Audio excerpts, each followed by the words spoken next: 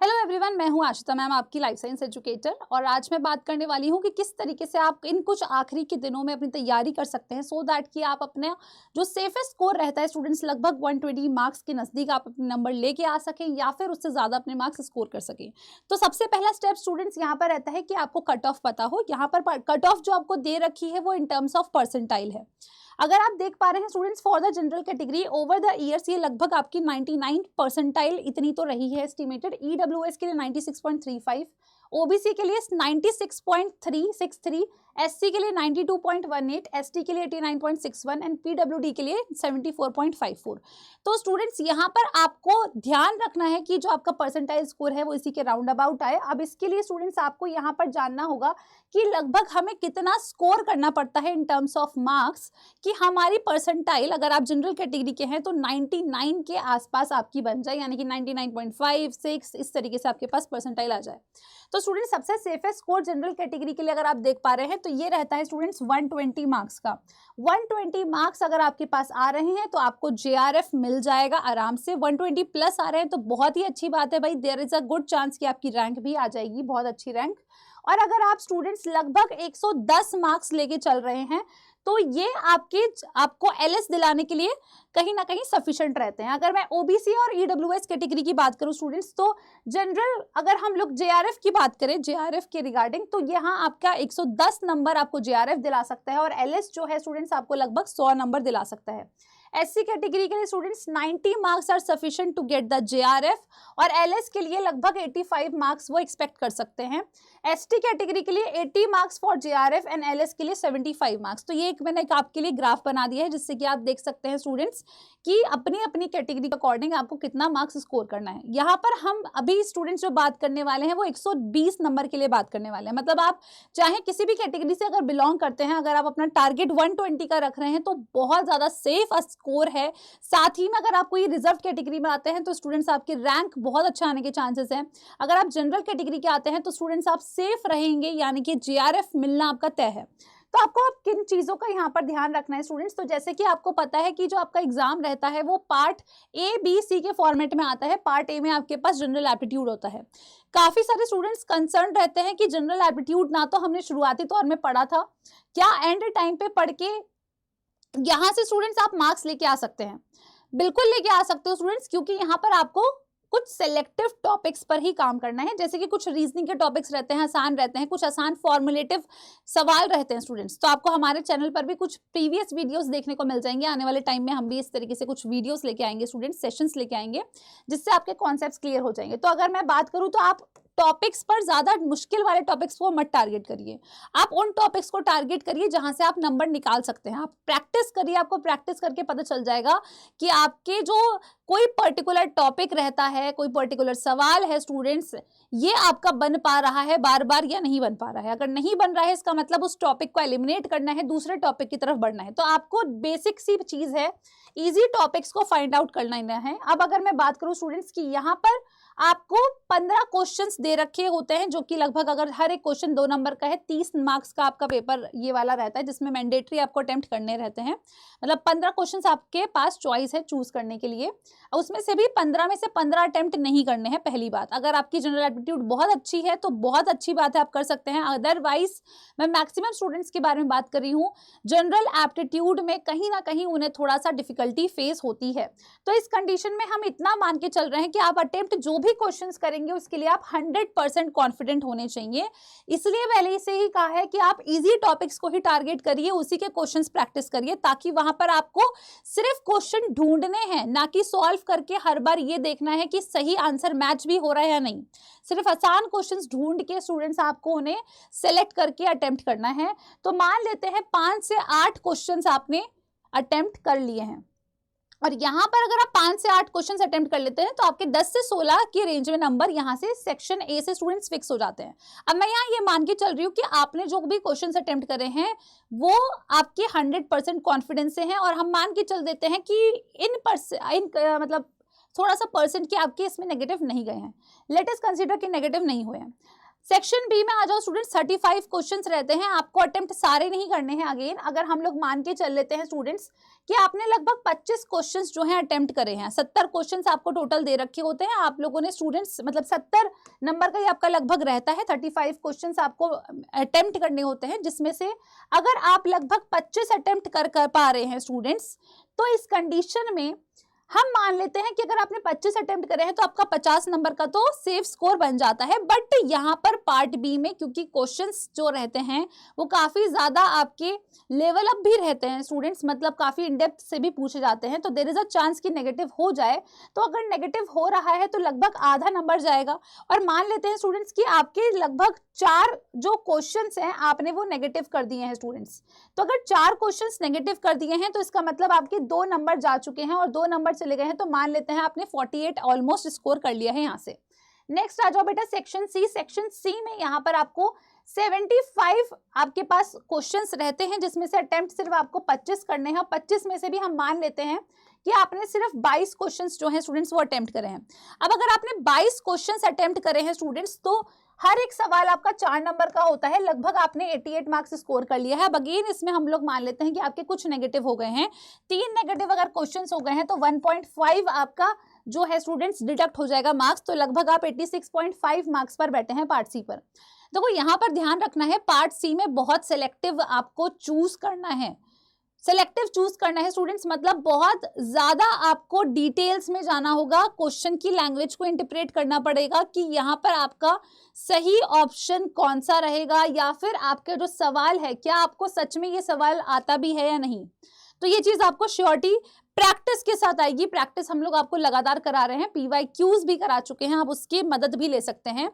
तो स्टूडेंट्स अगर मान लेते हैं आपने 86.5 मार्क्स जो है स्कोर कर लिए हैं, अब जरा तीनों को एड अप करते हैं तो आप अपना स्कोर देख लीजिए स्टूडेंट्स, 144.5 आ रहा है, which is far much more than your 120 marks. अब मैं मान लेती हूँ कि चलो इसमें से तुम्हारे लगभग 20 नंबर भी चले गए हैं, और है ना पार्ट ए में गलती कर दी, सी में गलती कर दी, तो भी तुम लगभग स्टूडेंट्स 120.5 पे तो आसपास के अराउंड आ ही जाओगे। तो इसका मतलब है कि इतना अगर हम लोग मिनिमम कर ले तो हमारे इतने नंबर बन सकते हैं, और इतने नंबर में स्टूडेंट्स आपकी आराम से रैंक निकल के आ सकती है। तो आपको यहाँ पर बस मिनिमलिस्टिक मेहनत करनी है, पर साथ में उस मिनिमलिस्टिक मेहनत में आपको हार्डवर्क दिखाना पड़ेगा, हार्डवर्क दिखाना पड़ेगा स्टूडेंट्स, एंड स्मार्ट स्टडी करनी है। नेक्स्ट चीज जो आपको ध्यान रखनी है कि कौन सी यूनिट्स को पढ़ना है। बेटा यहाँ आपके सामने जो स्टार्टिंग की कुछ यूनिट्स दे रखी हैं, these are the very fundamental units, जो आपके बहुत सारे इंटरडिसिप्लिनरी क्वेश्चंस को फ्रेम आउट करने के लिए, आपको समझने के लिए बहुत ज्यादा जरूरी रहती हैं इन यूनिट्स को पढ़ना। तो ये यूनिट्स मैंडेटरी हैं आपके लिए। साथ ही में अगर मैंने कहा है कोई ऐसा बच्चा है जिसको एनालिटिकल पार्ट बिल्कुल नहीं समझ में आता है, नहीं बनते हैं उससे ऐसे सवाल जिसमें कैलकुलेशन आती है, आप स्टूडेंट्स थ्योरेटिकल यूनिट्स को भी टारगेट कर सकते हैं, वो भी मैं आपको यहाँ पर बता दूंगी। तो जैसे कि आपको ये फंडामेंटल यूनिट्स तो पढ़नी ही पढ़नी है, ये भी आपकी स्टूडेंट्स है, आपकी एक अच्छी यूनिट है, आसान यूनिट है, लोग पता नहीं क्यों उसे मुश्किल समझते हैं। दिक्कत ये होती है स्टूडेंट्स, जब आप इसमें प्रैक्टिस नहीं करते हैं तो वहां पर हमारा जो परफॉर्मेंस है वो कहीं ना कहीं कम बेकार हो जाता है, और इसमें से फिर आपके मार्क्स निकल के नहीं आते हैं।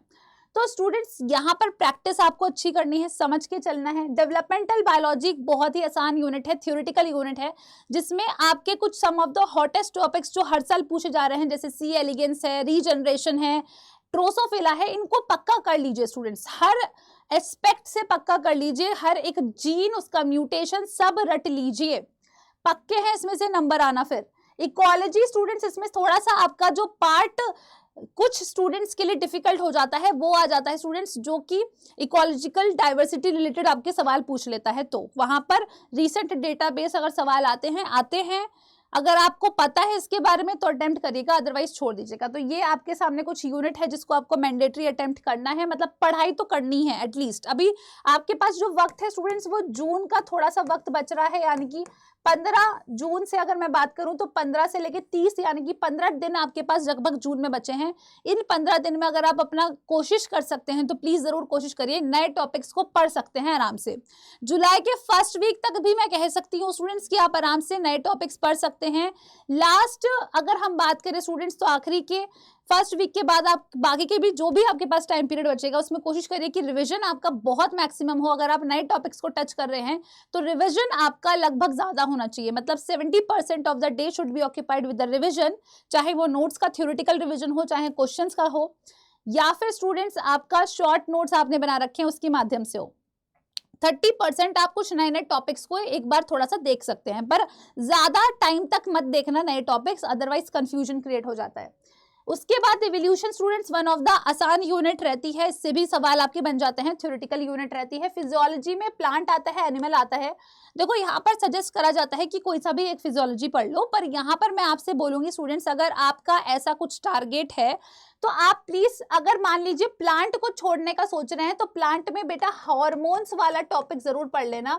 सिमिलरली अगर आप एनिमल को छोड़ने का सोच रहे हैं तो एनिमल में हार्मोन जरूर पढ़ लेना। मतलब ईदर ऑफ द यूनिट अगर आप चूज कर रहे हैं, सबसे इंपॉर्टेंट टॉपिक है हार्मोन्स, ये ध्यान रख लेना। नेक्स्ट आ जाता है स्टूडेंट्स आपका टेक्निक्स आपका इंपॉर्टेंट रहता है, मेथड्स स्पेशली, तो यहाँ पर आपको ध्यान रखना है इन यूनिट्स पर। अब मैं बात करती हूँ उन एस्पिरेंट्स के लिए जो कि टारगेट कर रहे हैं पहली बार और चाहते हैं कि यार कुछ एक्सपेक्ट में हमारा 120 के क्लोजेस्ट नंबर बन जाए।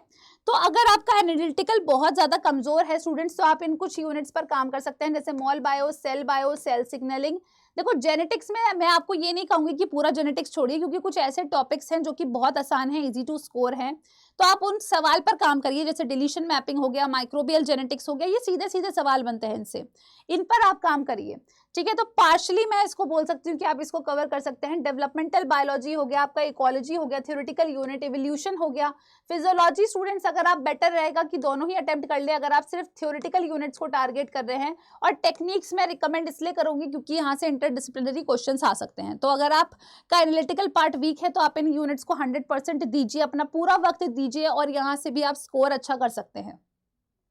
तो मैं उम्मीद करती हूँ स्टूडेंट्स कि आप लोगों को समझ में आ गया होगा कि किस तरीके से आपको इन आने वाले दिनों में काम करना है। अगर किसी भी स्टूडेंट्स को कोई भी कंफ्यूजन है तो नीचे कमेंट बॉक्स में बता सकता है। अब स्टूडेंट्स जैसे कि मैंने आपको बताया है कि जून में लगभग आपके पास 15 दिन बच रहे हैं, इस 15 दिन में प्लस 7 डेज और आप एड अप कर लीजिए स्टूडेंट्स, तो इन दिनों में आप अभी भी नए टॉपिक्स अपने आराम से पढ़ सकते हैं। तो अभी आपको इस चीज़ का स्ट्रेस नहीं लेना है कि नए टॉपिक्स शुरुआत करते हुए अगर आप डर रहे हैं, कोई डरने की जरूरत नहीं है।